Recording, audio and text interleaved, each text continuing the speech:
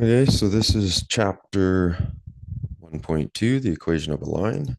And in this lesson, we're going to be working with a familiar equation from grade 8, 9, 10, 11. It's the linear equation line. And we're just going to focus on the mx part to begin with. So working with equations of direct linear relations. So in section 1.1, you saw that the slope of a line can be calculated as follows. And that was just simply rise over run. And remember, this y2 minus y1 is just the distance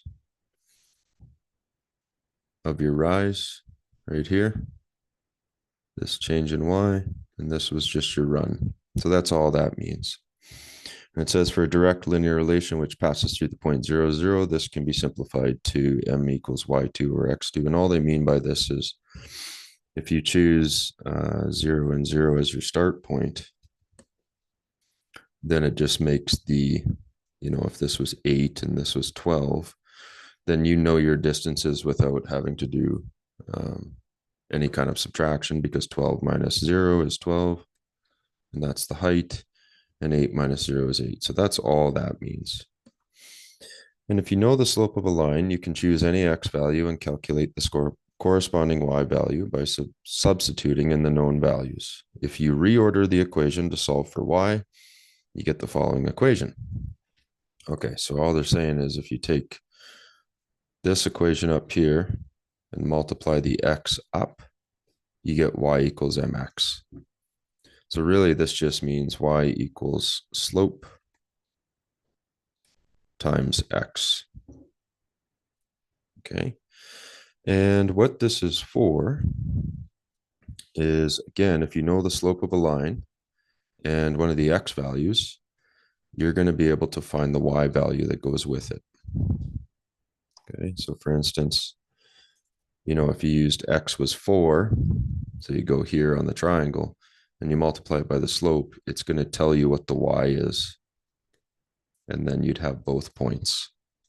And this equation can find all the points on the line. And that's basically what it's for. And this equation can be used for any direct linear relation to calculate the slope, the y value, and then vice versa. If you're given the y value, say you're given the y value right here, you can use the equation, rearrange it to find the x value that goes with it.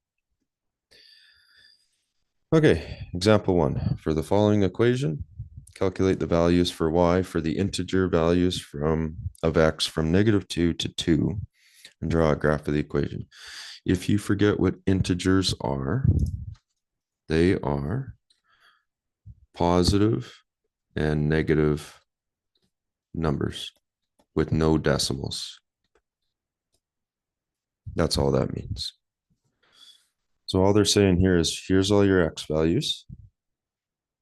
To get the y over here that goes with it to make our table, you just take the slope and multiply it by x. So if I go 5, which is the slope, times the x of -2, you get -10. And then they go together as a coordinate pair. And that pair right there will be on the line on the graph.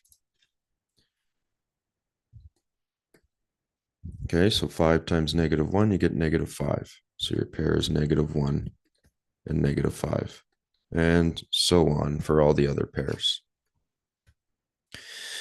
And then once you have all these coordinate pairs, you can plot them.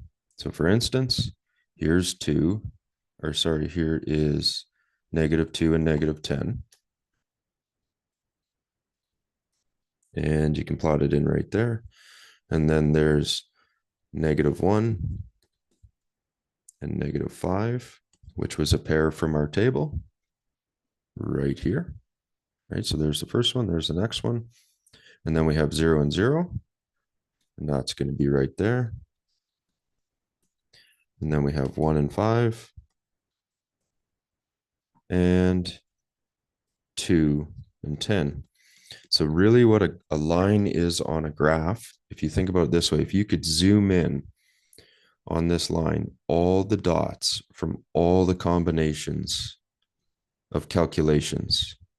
Okay, I know we went -2, -1, 0, 1, and 2, but we jumped over a lot of numbers in between -2 and 1, right? In between 0 and 1 and 1 and 2, like there's 1.5, 1.75, 1.8. And if you put them all in here and calculated all the y's that go with it, and you plotted every single dot on here possible, it's going to make a line because they're all so close to each other. That's really what a line on a graph is. Okay, so build your skills. I will be doing that in the next video.